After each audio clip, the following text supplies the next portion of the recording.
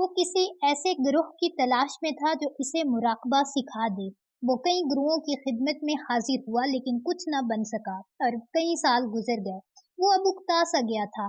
تب کسی نے اسے بتایا کہ اگر تم حقیقت میں کسی گرو کو پانے کی خواہش رکھتے ہو تو تمہیں ہمالیہ جانا ہوگا۔ وہ ہمالیہ کے کسی نامعلوم حصے میں رہتا ہے۔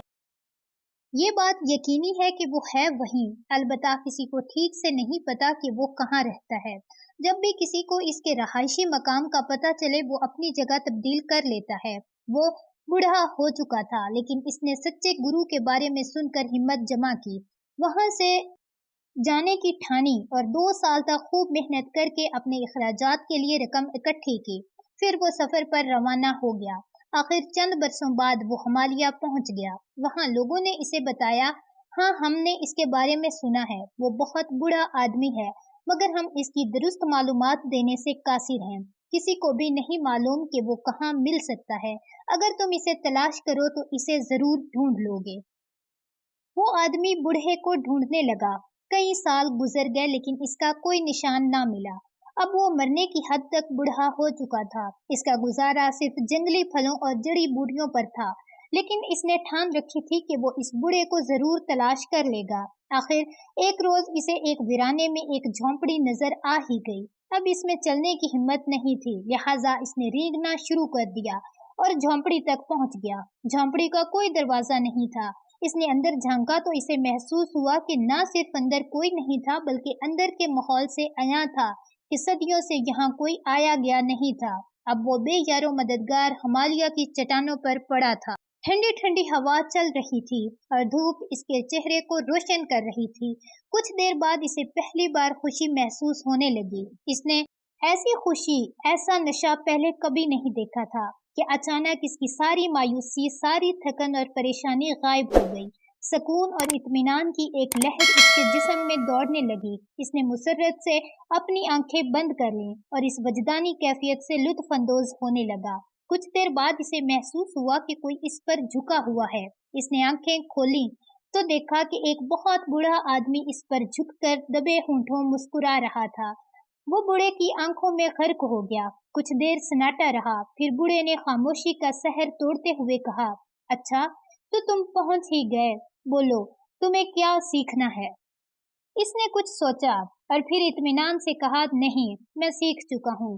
بوڑھا ہنسنے لگا اور اس نے آدمی سے کہا، تو گویا تمہیں پتہ چل گیا کہ مراقبہ کیا ہوتا ہے؟ وہ آدمی بھرپور اطمینان سے بولا، ہاں، اور پھر اس نے ہمیشہ کے لیے اطمینان بھری موت کو گلے لگا لیا۔ بوڑھے گرو کی یہ کہانی اصل تعارف ہے۔ اصل کامیابی جس کا تعلق صرف منزل کے حصول سے نہیں، اس کی راہ میں جستجو، کوشش اور جدوجہد سے بھی ہے۔ مسلسل محنت، کوشش اور جدوجہد ہی دراصل کامیابی ہے۔ یہ اصل سچائی اور بنیادی راز ہے۔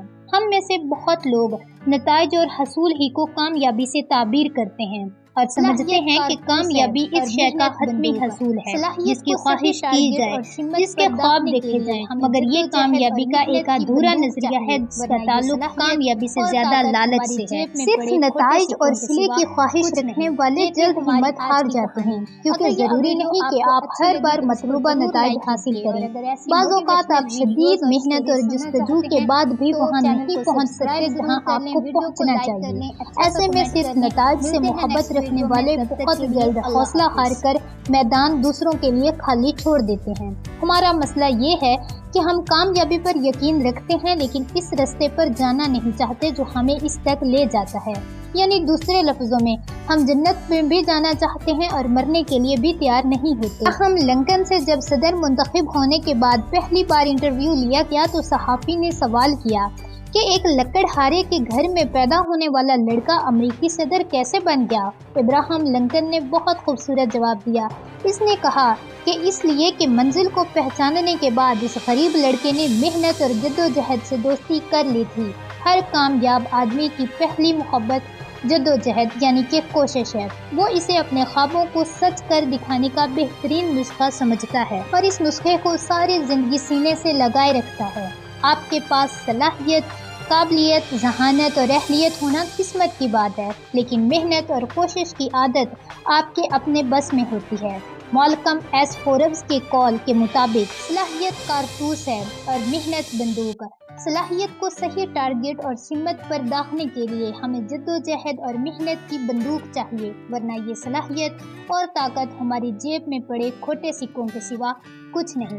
ये थी हमारी आज की कहानी। अगर ये वीडियो आपको अच्छी लगी तो इसको ज़रूर लाइक कीजिए, और अगर ऐसी मोटिवेशनल वीडियोस और स्टोरीज सुनना चाहते हैं तो चैनल को सब्सक्राइब ज़रूर कर लें, वीडियो को लाइक कर लें, अच्छा सा कमेंट कर लें। मिलते हैं नेक्स्ट वीडियो में, तब तक के लिए अल्लाह हाफिज़।